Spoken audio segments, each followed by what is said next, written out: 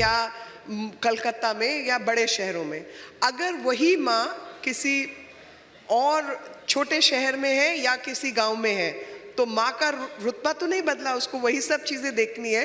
तो उसके पास गैस का चूल्हा ही नहीं है, उसको सुबह हवा देकर चूल्हे पे लकड़ी जलाकर उपले जलाकर बच्चों को भोजन बना के देना है। मीनाक्षी जी, ये नहीं, मैं ये आई एम सॉरी, मेरे को मेरी बात पूरी करने दीजिए। बहुत महत्वपूर्ण बात आप कह रही हैं। मैं आपको कह रही हूँ कि ईंधन, गैस कनेक्शन जिसको शायद कोई आकलन नहीं कर पाया, पानी जिसको शायद हर घर नल से जल कोई आकलन नहीं कर पाया, बैंक के खाते, आज कोई कह रहा था कि आप 450 सब्सिडी देते हैं, हम 500 देंगे।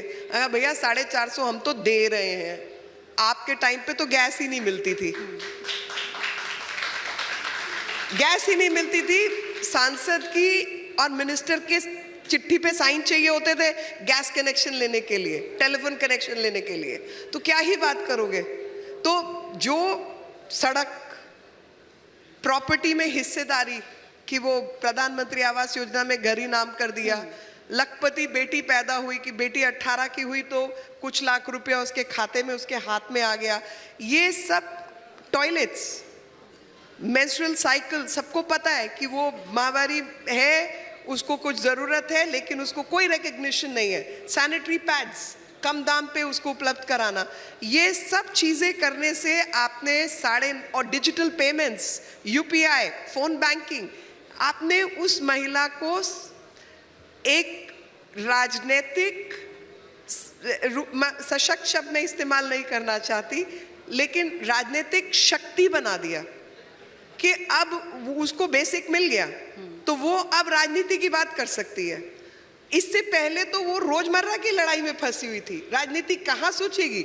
लेकिन जब वो राजनीतिक शक्ति के रूप में 9.5 वर्षों में बन गई, तब महिला आरक्षण आया है आपके पास, ताकि कोई इसको फेल करने की हिम्मत ना करे।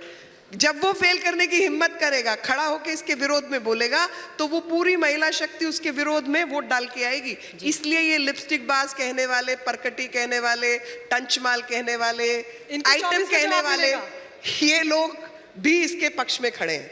नहीं, इनकी मानसिकता नहीं बदली है जी, समाज में ऐसे लोग आज भी हैं और इसलिए धीरे धीरे बदलाव बढ़ रहा है और ज़्यादा बढ़ेगा।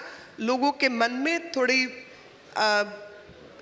क्या कहना चाहिए, एक्सेप्टेंस बढ़ेगी और उनको ये समझ आएगा कि महिला लेड डेवलपमेंट के अंदर समाज और देश का और दुनिया का फायदा है। इसलिए विमेन लेड डेवलपमेंट की बात होनी चाहिए। G20 में इस बार विमेन लेड डेवलपमेंट में एजेंडा में शामिल किया गया, पहली बार ऐसा हुआ तो और अब परमानेंट ग्रुप बन गया है वो, बाय द वे। आपको लगता है कि ये दुनिया में भी हम संदेश दे रहे हैं, क्योंकि तमाम जो ताकतवर देश थे वो इस पर राजी हुए जब एजेंडे में शामिल किया गया और उसके ठीक बाद हमने महिला आरक्षण बिल को पास कर दिया। बिल्कुल, बड़ा संदेश। देखिए, विमेन लेड डेवलपमेंट की बात प्रधानमंत्री जी पिछले 9 सालों से कर रहे हैं और धीरे धीरे वो समाज में बदलाव ला रहे हैं कि अच्छा, उसके नाम पे प्रॉपर्टी नहीं है तो प्रधानमंत्री आवास योजना का घर ही उसके नाम कर दो, गैस कनेक्शन उसके नाम करो, सब्सिडी उसके नाम करो, मुद्रा का 70% लोन उन्हीं को दो, सेल्फ हेल्प ग्रुप उन्हीं के लिए खड़े करो, उनके हाथ में थोड़ा पैसा आने दो, तो घर समाज में ऑटोमेटिकली उनका रुतबा बदल जाता है। जैसे ही पैसे हाथ में आते हैं, प्रॉपर्टी हाथ में आती है, रुतबा समाज खुद से बदल जाता है और समाज एम्पावर्ड होने लगता है।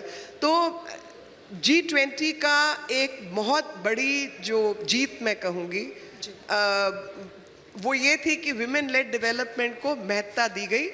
सारी की सारी कंट्रीज और ऑब्जर्वर स्टेट्स उसके पक्ष में खड़ी हुई और एक परमानेंट ग्रुप के रूप में अब विमेन लेड डेवलपमेंट शामिल हो गया है। तो महिलाओं के बारे में ये स्थिति भारत में ऐसा नहीं है जी, पूरी दुनिया का कोई देश उठा के देख लो और कहीं के आंकड़े आप उठा के देख लो, हम कई चीज़ों में बहुत अच्छे हैं पर हम अपने आप को शायद थपकी कम देते हैं।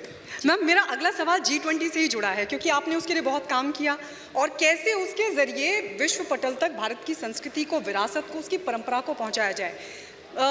जिस तरीके से हमने देखा कि जब गाला डिनर का मौका था तो जो हेड ऑफ द स्टेट्स की वाइफ थी वो भारतीय परिधानों में पहुंची, जो कंट्री ऑफिसेस थे उनके सामने एग्जीबिशन लगाई गई थी जिसका थीम दिया गया था मदर ऑफ डेमोक्रेसी यानी भारत। तो ये सब कैसे, कितनी बड़ी चुनौती थी इसको वहाँ तक ले जाने के लिए?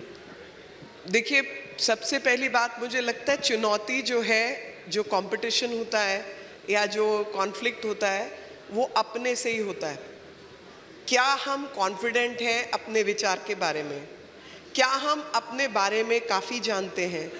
क्या हमने अपने विचार के पक्ष विपक्ष को समझ लिया है और